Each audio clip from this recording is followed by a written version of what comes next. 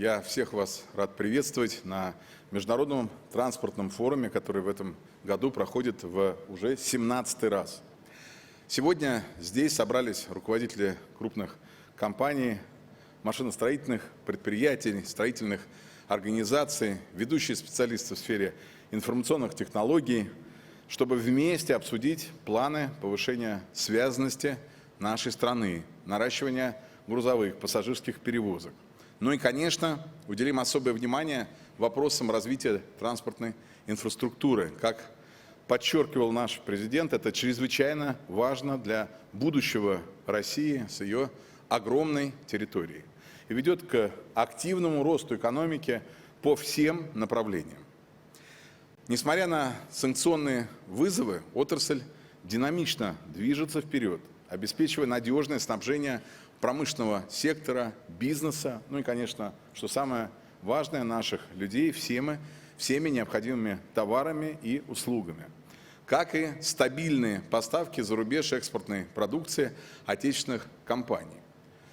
В условиях формирования нового многополярного мира нам удалось достаточно быстро перестроить внешнюю торговлю, развернуть грузовые потоки на юг, на восток, и важно завершить начатые системные преобразования. Для этого в течение ближайших лет на финансирование государственной программы развития транспортной системы в федеральном бюджете предусмотрено около 1,5 триллиона рублей ежегодно.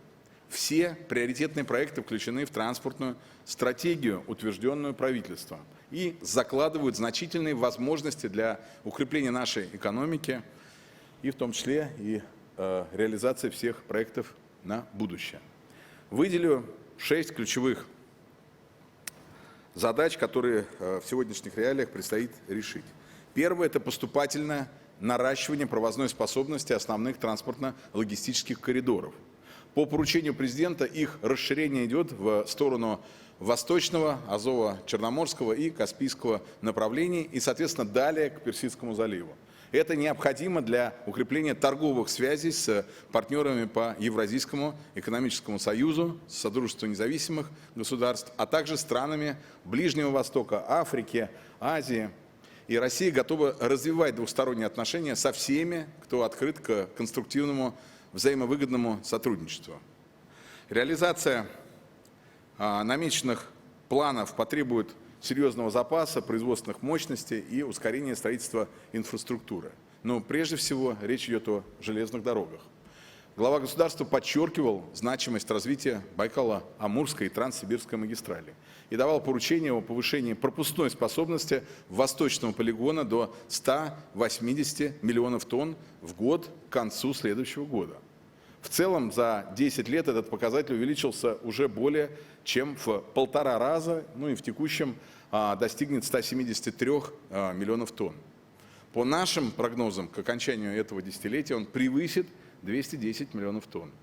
Действительно, изменения в грузовой логистике носят кардинальный характер, особенно за последние 2 года.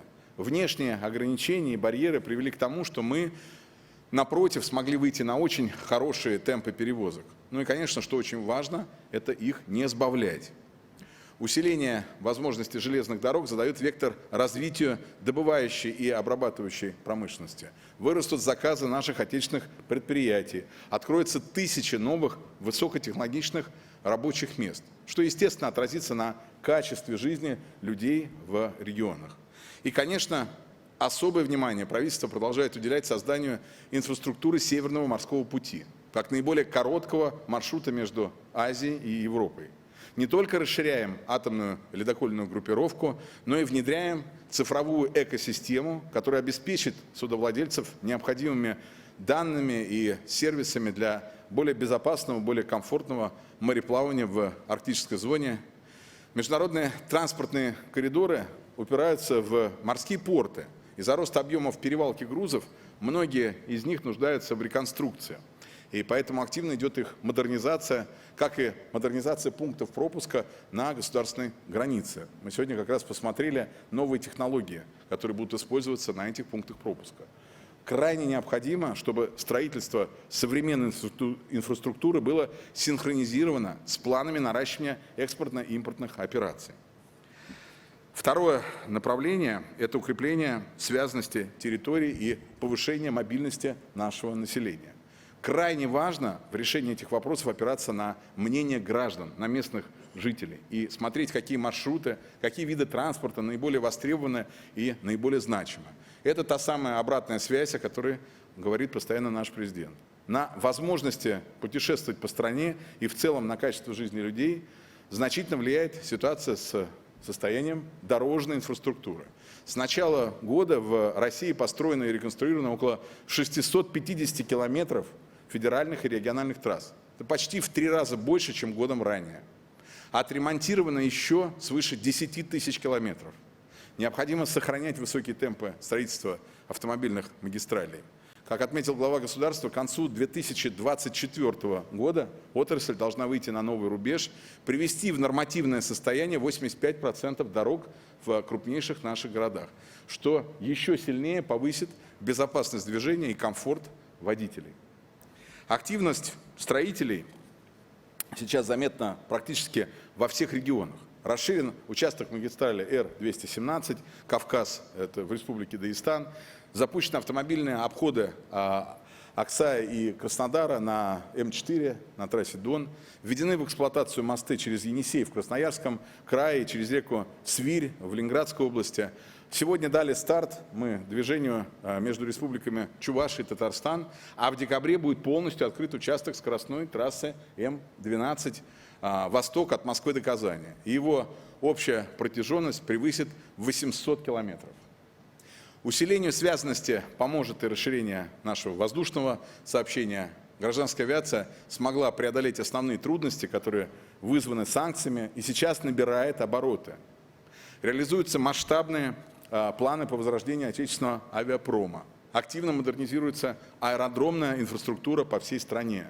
Десятки аэропортов получают современные взлетно-посадочные полосы, которые способны принимать любые типы воздушных судов. В том числе в Певеке, Магнитогорске, в Якутске. Сегодня как раз на стенде говорили с главой Росавиации об этом. Как результат, растет региональная маршрутная сеть. За 9 месяцев российские авиакомпании перевезли свыше 80 миллионов человек. Это даже выше прогноза, который у нас был. Рост по сравнению с аналогичным периодом прошлого года 11,5% при всех санкционных ограничениях, друзья. Президент поручил довести пассажиропоток по итогам года до 103 миллионов человек. Ну и, конечно, нужно обязательно выполнить данное решение. Динамично обновляется и портовая инфраструктура, объекты внутреннего водного транспорта, а также проводим дноуглубительные работы, в том числе и на Волге, и на Доне. Создаем привлекательные условия для наших инвесторов, которые готовы вкладывать средства в строительство самых современных судов. Отмечу, что за январь-сентябрь речным флотом было перевезено 9,5 миллионов пассажиров, что почти на 20% больше, чем годом ранее. Ну и, конечно, огромные усилия направляем на развитие самого популярного вида общественного транспорта – железнодорожного. Его востребованность подтверждает количество наших людей, которые путешествуют поездом. За 9 месяцев оно выросло на 4%, достигло почти 900 миллионов человек. Продолжится также и создание магистральной инфраструктуры, обновление и ремонт путей, мостов, тоннелей, станций, вокзалов, внедрение новых цифровых технологий и повышение безопасности движения. В том числе на эти цели будет направлена инвестиционная программа компании РЖД. В текущем году, буквально недавно мы на правительстве приняли, объем ее станет рекордным по размеру, свыше 1 триллиона рублей. Еще одна задача – повышение доступности перевозок. Для этого необходимо создавать условия для конкуренции среди транспортных компаний, вводить эффективные механизмы регулирования рынка. При этом преимущество должны получать те, кто принимает меры для сокращения издержек, в том числе за счет внедрения самых последних новых технологий. Надо продолжить качественное обновление подвижного состава городского, в первую очередь, пассажирского транспорта в наших регионах. Очень важно, чтобы у автопредприятий была возможность заказывать новую современную технику нашего отечественного производства, и в том числе работающую на электричестве и на недорогом и экологически чистом топливе. И такие меры сейчас принимаются, как и в отношении снижения логистических расходов российских компаний. Стоимость доставки товаров и грузов во многом определяет развитие экономики в нашей стране. Следующее, четвертое направление – это достижение полноценного технологического суверенитета.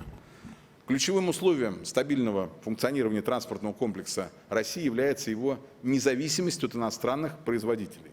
При перевозке пассажиров, грузов надо опираться на собственные разработки. И главное, не допустить отставания отрасли. Это же касается и цифровизации. Использование передовых решений, сервисов повышает скорость доставки грузов, способствует бесшовной логистике, напрямую влияет на уровень комфорта пассажиров. Мы вот сегодня ознакомились с некоторыми решениями в этой области в ходе осмотра выставки. Хочу отметить, сейчас продвигается проект внедрения электронной очереди на пунктах пропуска. Виталий Геннадьевич сейчас как раз показывал. В этом году она запущена на уже нескольких первых участках государственной границы, в том числе в Забайкальске. И есть еще целый ряд цифровых продуктов, которые уже не первый год подтверждают свою эффективность на деле. Как, например, хорошо известная всем автомобилистам система «Эра-ГЛОНАСС». Пятая задача – это задача транспортной интеграции новых субъектов Донецкой, Луганской республик, Запорожской и Херсонской областей.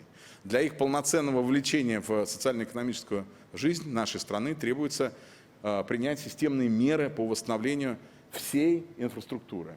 И там уже отремонтировано, сегодня мы слышали на стенде, почти 1500 километров автомагистрали, несколько десятков искусственных дорожных сооружений сделано.